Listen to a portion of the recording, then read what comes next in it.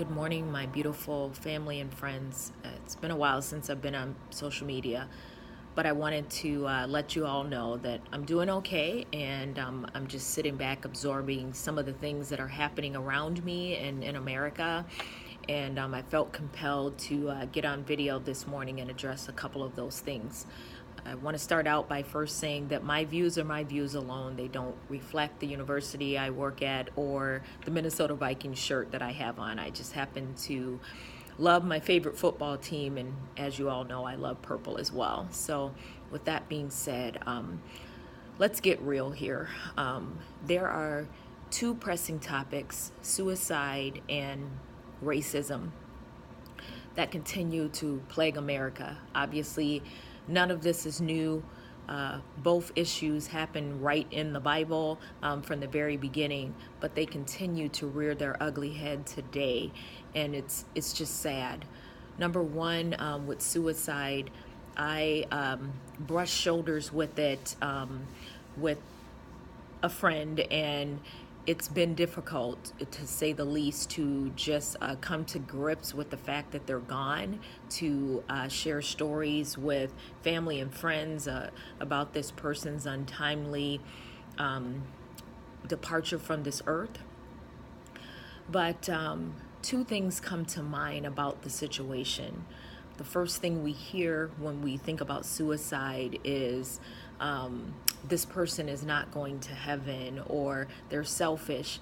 We have no clue what that person is dealing with, the pain that they may be facing, the issues around them, what's going on at their job. Perhaps they're dealing with people who are leading on fear, or someone abusing power, and there's mental health issues going on. We just simply don't know. So we hear this plight or plea for people to call the 1-800 number and get help.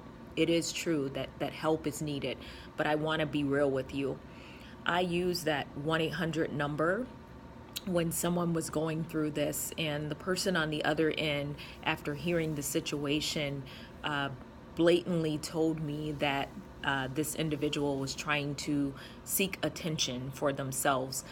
I was rather alarmed, so I took the next step and actually called a medical doctor, and then reached out to a family who had actually gone through suicide, and they were very instrumental and helpful in the guidance of what to do.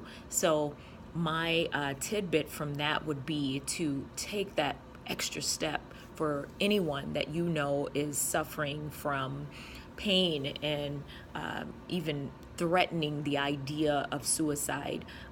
Go beyond calling the 1-800 number. Not saying it's not helpful, but in the case that I dealt with, I just saw that extra steps needed to be taken.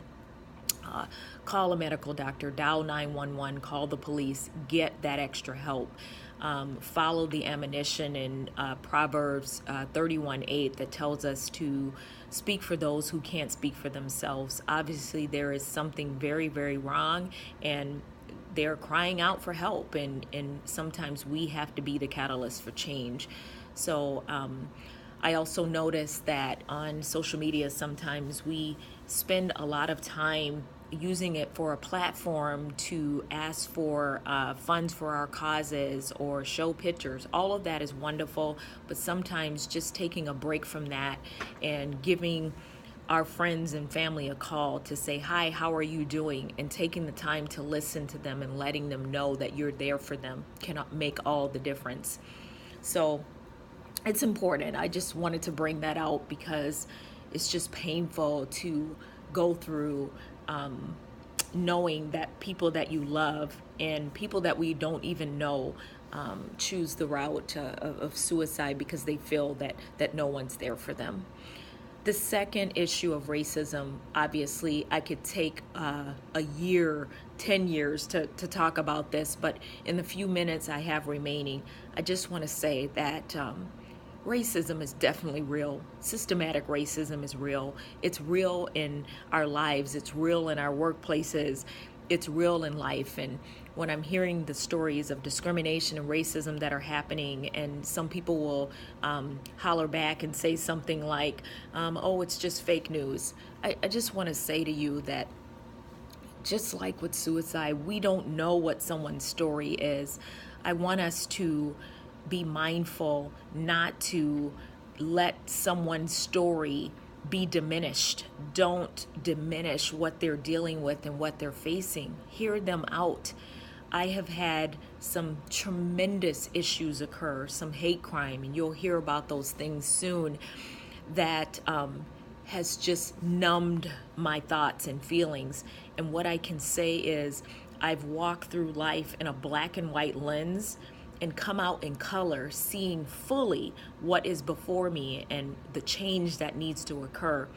So I ask you to be authentic with those around you. And when you hear them tell you about these issues that are occurring, listen to them. You may not know what to do, but just the fact that you're listening, that you are believing in what they're sharing, and you are making a difference by standing up to those who believe that racism or discrimination is okay, will make all the difference. So with that being said, I love all of you guys. I will talk to you very soon, and you'll be hearing more from me in writing and on video about these topics. But in the meantime, let's be loving to all those around us. Let's do something to stop the growing rate of suicide, to stop the racism that is going on in America, and to do things the way Jesus would. And that is love all others around us. Even if we don't agree with them, we just love them.